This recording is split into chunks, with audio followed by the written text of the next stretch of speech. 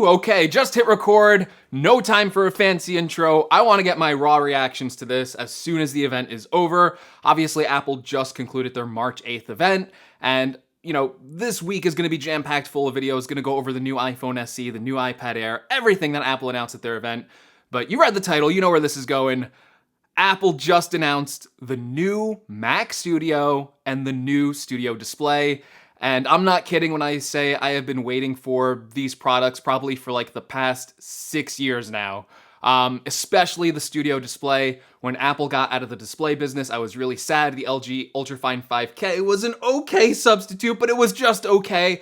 I never got over Apple getting out of the display business. When they made that Pro Display XDR, I was so happy, but $5,000 for that display, out of my price range.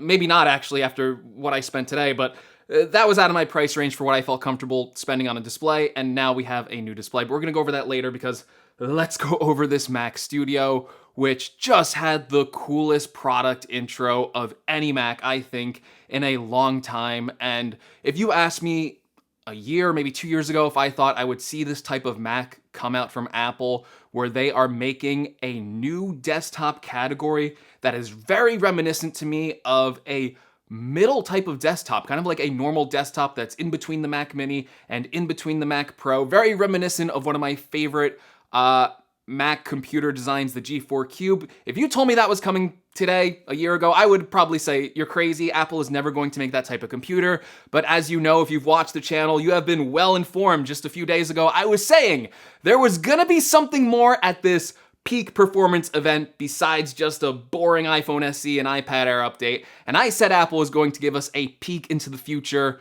And I just didn't know that the peak meant this soon, that we would actually be getting a ship date for these computers on March 18th, and the fact that you can go ahead and order the Mac Studio and the Studio Display at this very moment. So they are now available. And I think one of the craziest things about this event was the fact that we were kind of predicting with this Mac Studio, what kind of chips would we see? Now, with the peak performance tagline, I think we fairly and rightfully assume that this would be something more powerful than the M1 Max chip that we currently have in the MacBook Pros.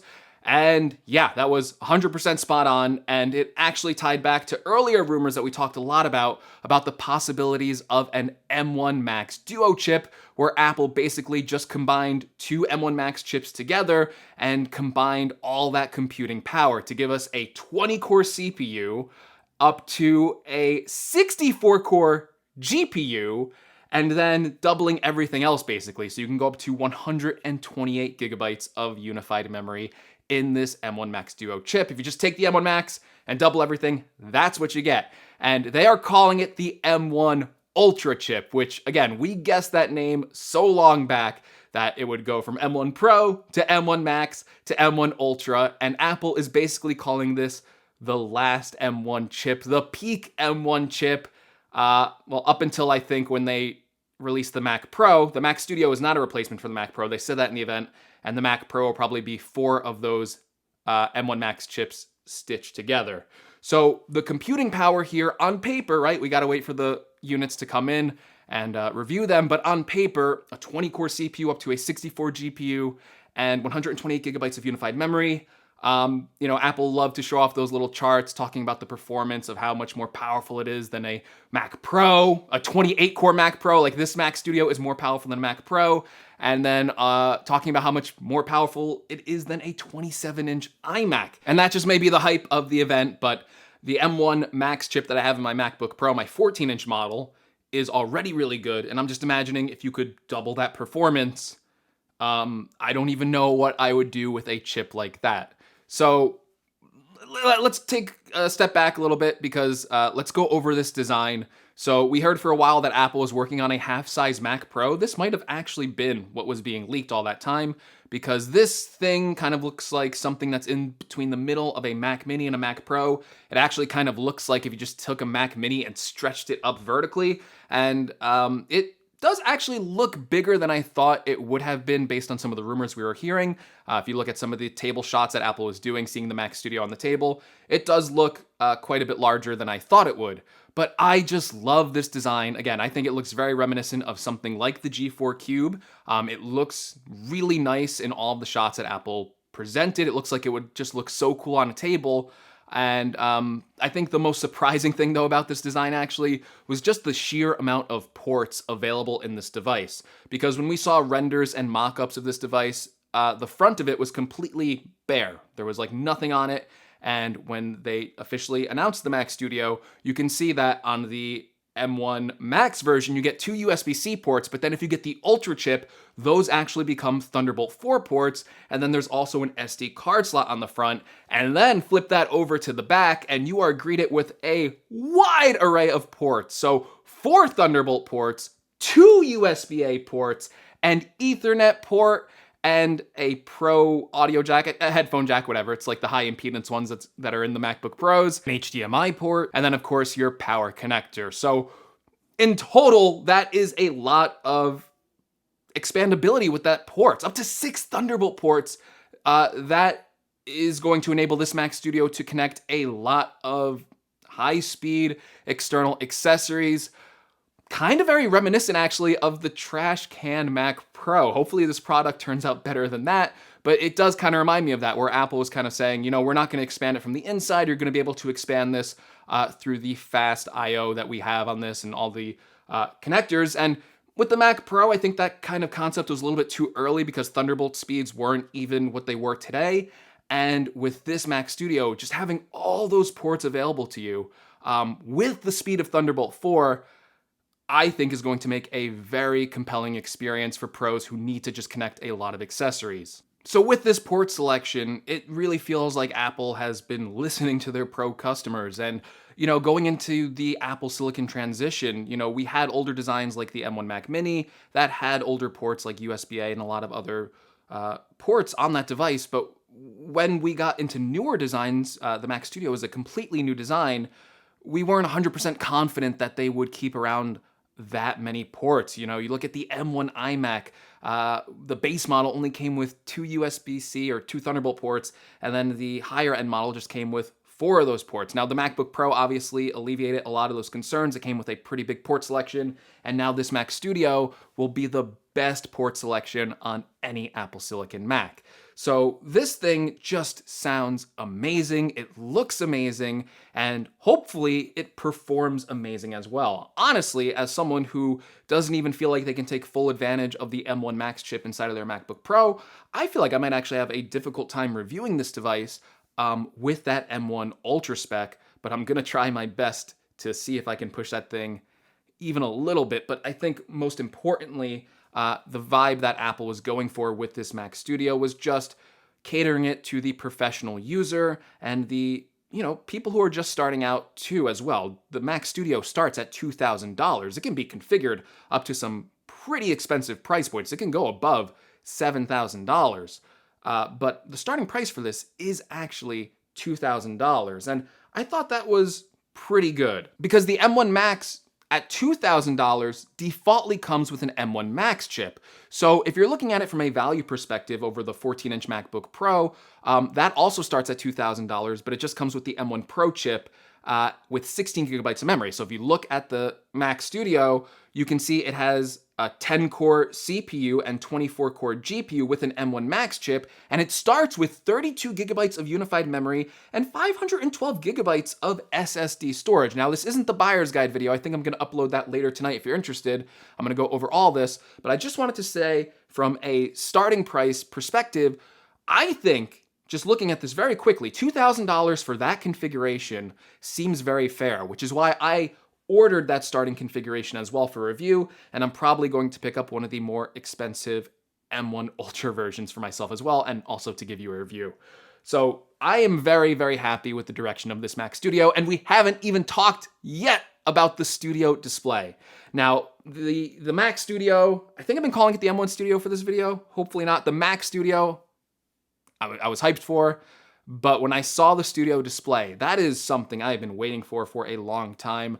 I think I've kind of expressed on this channel a few times that, you know, every other third-party PC monitor display that has been out, even the LG Ultrafine 5K, which has done an okay job, just really didn't give you the Mac experience. And what I mean by that is the quality you would expect out of a display from Apple. So not only does it need to be easy to connect, which this is going to be just using one Thunderbolt cable, which will also charge devices like your MacBook, but it also has to look good as well. So the LG Ultrafine 5K, it had the panel right, but there was a lot of glitches with that panel. I had extreme image retention on my model, a lot of ghosting there, where I feel like with any of the iMacs that I have used, any other Apple panel, I have just not experienced those problems. And then of course, with it being an Apple panel, it comes with the same great color calibration, well, hopefully, I mean, I don't have this yet, but I'm guessing it comes with the same great color calibration, a 5K display, which is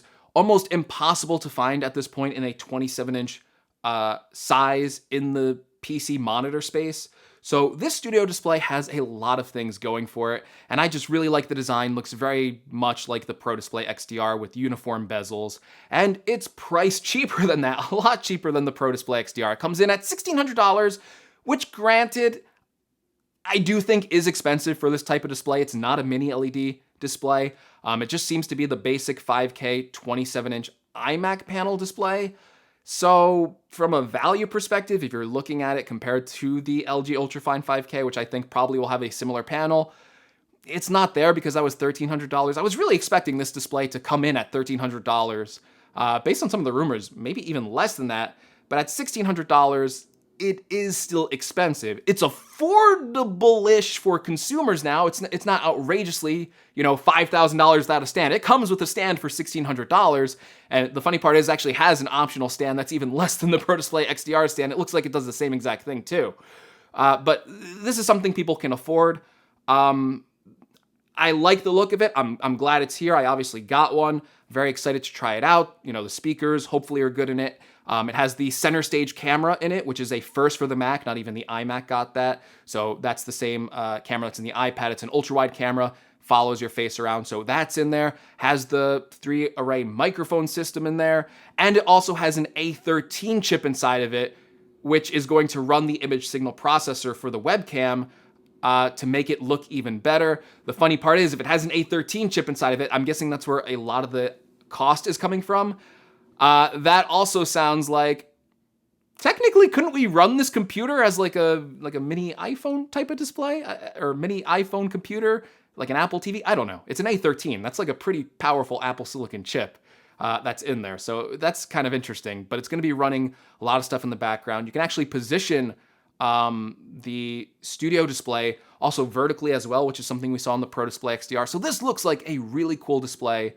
I do wish it was a little bit cheaper. But hey, as someone who has been starved of Apple displays for this long, I'll take it. And I like the options on it as well. They introduced the nano texture glass option on this display as well. And I think it's like $200 or $300 more to add that option. So not too costly to go with some of those different options, where on the Pro Display XDR, obviously it was quite a bit of money to add anything onto that. And it even has some ports on the back, so one Thunderbolt port, obviously, to connect it to your Mac, and then 3 more USB-C ports to expand the port selection even more. So if you connect that to a Mac Studio, that's 3 more USB-C ports on top of the 6 that are already in that device. So a lot of connectability and expandability, matches up really great with that studio display, but also a great option, probably, again, still have to review it, probably for MacBook users as well. So as I think you can tell, I'm very happy with this event. 2 weeks ago, it might have been a boring event, but this is exciting, and I think for Mac fans,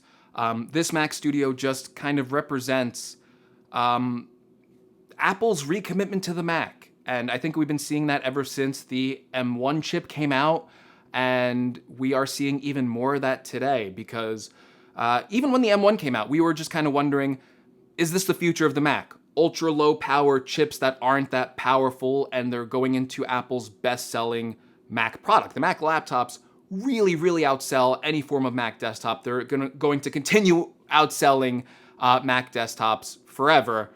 And, these desktops just don't sell in large quantities anymore, kind of making you wonder, is this really a market that Apple is going to continue to be in? And now with them saying that here's this Mac Studio for you, we still have another Mac Pro on the way. We're still expecting other desktops too, like the iMac Pro. But it is kind of interesting that Apple has now officially discontinued the 27-inch Intel iMac on their website. You can't buy it anymore, and they actually said this Mac Studio is a good replacement for it. So hopefully the iMac Pro is still coming. I still think it is, based on the rumors and stuff like that. And then the Intel Mac Mini is still available on the website, surprisingly enough. So I'm sure we will also get another Apple Silicon Mac Mini that is more powerful than that. But this Mac Studio really does fill an important role for where the Mac Mini wasn't enough for some people who wanted a Mac desktop. The Mac Pro, starting at $6,000, obviously way too expensive for most people. A $2,000 starting price for these specs, and then being able to expand it out into even more powerful options, I just think is such a great option for people who are looking to get really good performance out of their Mac and a really great port selection. And I think this is probably going to be a very popular computer with creators. And I think that was basically pitched to the creators, going over all the studio spaces and stuff like that, those little small studio spaces. It was a really cool computer, and I think they nailed who this computer is actually for. So again, a lot more videos coming. Just wanted to film my raw reaction. Sorry if it was all over the place, but I'm excited for this computer. Can't wait to review it. And I can't wait to see that display as well. So if you want to see more from the channel, make sure you're subscribed. If you like this video, make sure you give me a like. I'll probably be back later tonight, and I'm going to do more of a buyer's guide video on the Mac Studio where we go over the specs, kind of talk about it from a value standpoint. So if you're interested in that, stay tuned. I'm going to be back very soon. And thank you so much for watching. Let me know what you think about the new Mac Studio and the Studio display in the comments below. And as always, take care. See, I'm all over the place. I'll see you in the next video. Take care, everyone.